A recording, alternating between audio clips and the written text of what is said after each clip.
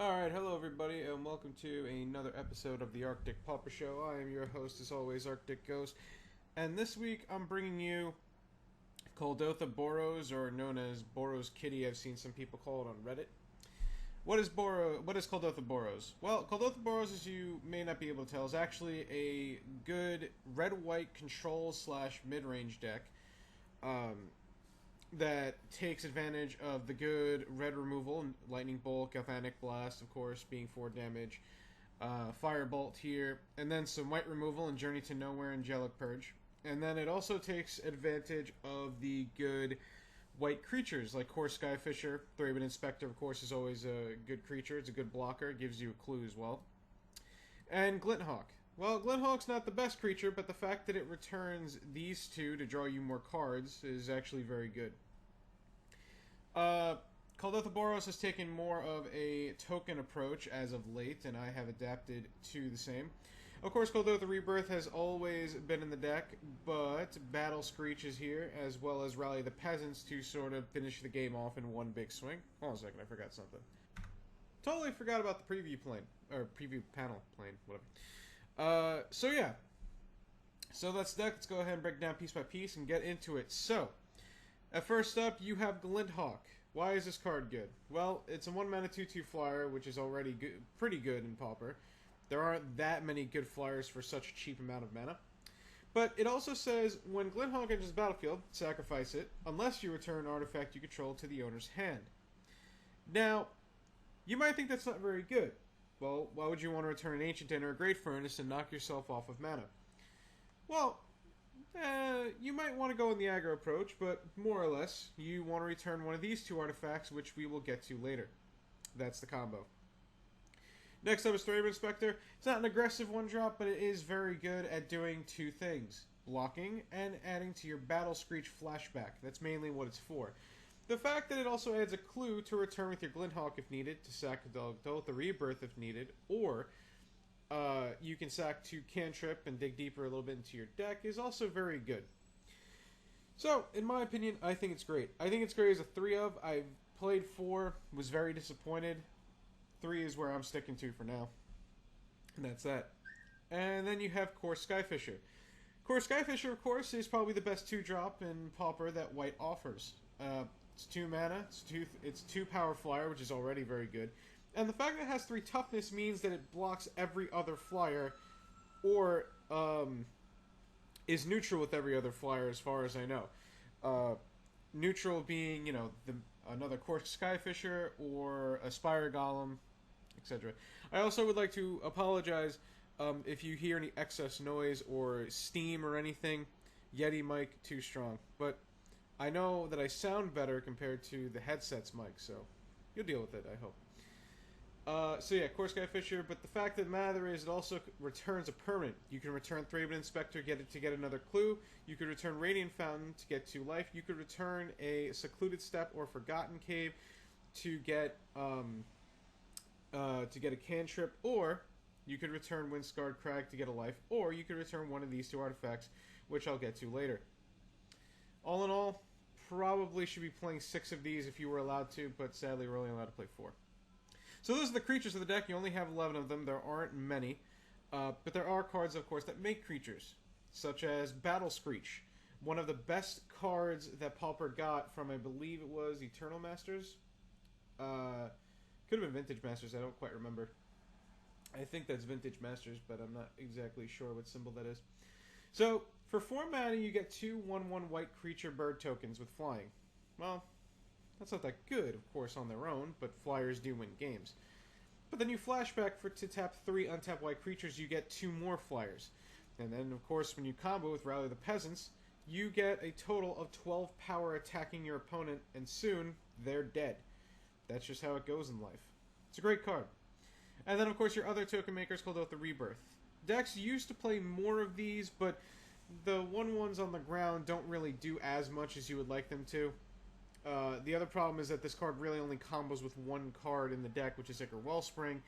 So, more or less, this card really just creates blockers against things like Stompy and Goblins and, you know, things of that nature. It's pretty good, but it's not great that you want more than 2 or even 3. 3 is really the max I think I would go in this day and age.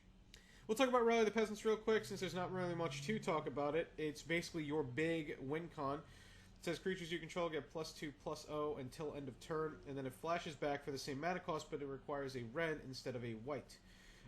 It's also an instant, which means that you could really screw up some combat math for other creature decks. But also it's used to mainly win the game. That's basically what it's used for. It's pretty good at doing that actually as well, so hopefully I get to show it off. Then next up is the removal package. First up you have a couple of one-ofs. You have Angelic Purge, which is, you know, it lets you sacrifice an Ichor Wellspring, basically. And it exiles an artifact, a creature, or an enchantment. So if you're up against Boggles, it could exile Armadillo Cloak or Mask. If you're up against a creature deck, of course, it's just a straight-up removal spell, and they can't use things like Reaping the Graves or Exhume or anything like that to get it back. And it also allows you to remove an artifact. Well, there's not that many troubled artifacts in the format. I mean, it could help you remove, I guess, Bone Splitter if you had to, or something like that. It also is pretty cool because it allows you to remove other Journey to Nowhere, and Journey to Nowhere is a big card right now, in my opinion. But that's neither here nor there. On to the other one-of is a one-of Electrickery. Just, you need some type of Wrath effect nowadays in Pauper, so this is probably the best one you have available to you in this archetype. So I'm choosing to play a one-of. Then you have a one-of Firebolt, which is really like playing 2 copies of Shock in your deck. A lot of creatures in Pauper these days are 2 toughness, of course. So I'm playing 2 of them here. Of course, Skyfisher and Spire Golem are really a rare breed. So Firebolt usually will kill everything. But it's not that great, so you really only need one of them. And then, of course, you have Lightning Bolt. I really don't have to explain that one. And then you have Galvanic Blast, arguably the best burn spell probably in Magic, if I was to say so. With Metalcraft active, it's probably the best burn spell. I mean, it's 1 mana for a 5th of your opponent's life, or it's 1 mana to basically kill everything in Pauper except for Gurmag Angler and I suppose Fangren Marauders, the other 5/5 that you would see most of. You wouldn't really see like Magda Riders or anything like that, but the opportunity ever arose, of course, you know. So yeah, so that is what that's there for. So that is the core of the deck. Going down here to the cool little cantrip cards, you have Prophetic Prism, which cantrips, combos with Glinthawk and of course Skyfisher, of course, but also helps you fix your mana because you do need to cast a lot of spells in one turn, so it's pretty good. And then you have Ichor Wellspring. Ichor Wellspring you are used to seeing an Affinity, where it combos with a Tog. Not so, or Perilous Research, not so much here. In this deck, what it combos with is Kuldotha Rebirth, or it combos with Core Skyfisher and Glinthawk to get another cantrip, or Angelic Purge, of course, to get another cantrip and help this be cast. That's what it's there for. It's also there for to help Metalcraft, more or less, basically. As you see, there's a theme with this deck where every single card is either a powerful burn spell, a powerful white removal spell, a powerful white creature, a card that makes tokens, or cards that just that replace themselves and dig you deeper. Was the honking really necessary? Anyway, so that's that. Onto the mana base, you have 7 artifact lands, just to help you Metalcraft, Glinthawk, whatnot. You have 4 cycle lands, 2 of each color, of course. That is to... I'm going to change these to the old Onslaught ones in a minute. Ooh, that picture is beautiful. I've never noticed it before. Basically, it helps you play a 56-card deck right off the bat. And, of course, the less cards you really play in your deck effectively, the quicker you'll get to your better cards. So, Then you have 2 Radiant Fountain to help you gain some life. You have 4 Windscar Crag, not only to do the same thing, but also as your dual land. You have Boros Garrison as well, but you don't really want to play too many of these because this deck can't really rely on keeping, 2 or 3 mana. You really want a bit of mana. Windscar Crag, though, is just better than Boros Garrison because of the fact that, well, to be honest, it gains a life. And it gets returned by, Core Skyfisher and whatnot. That's really the reason that's there. And then you have 1 of each basic just because you have 1 of each basic. Now, the fact of the matter is this. You don't play 4 Boros Garrison, in my opinion, because many decks nowadays still play land destruction. Also, it does kind of slow you down in a way. playing too many come into play tap lands. So the better come into play tap land is Windscar Crack for the fact that it does gain you 1 life. So that is the main deck. It's pretty stock with a couple of my own things. I do play one main deck Elo Trickery that I got inspired to from some people. Some people still play Angelic Purge, some don't. I like Angelic Purge. Some play Firebolt and some don't. I still like a 1 of Firebolt. Moving on to the sideboard. The sideboard's pretty as stock as it can be. You have 2 Circle Protection Red for the red decks, for Tog, for really anything that's troubling in the color of red. Standard Bearer being the best white sideboard card, in fact, probably top 3 best sideboard cards in all of Pauper. It helps against Boggles, Mono Green Stompy, and things of that nature, of course. I just happen to like it better than something like Ray of Revelation or Celestial Flare or anything of the sort. Another Angelic Purge, just in case you need, that variety in your life. A core Skyfisher, a core Sanctifier against Affinity or even Blue-Black Teachings that requires Curse the Bloody Tome.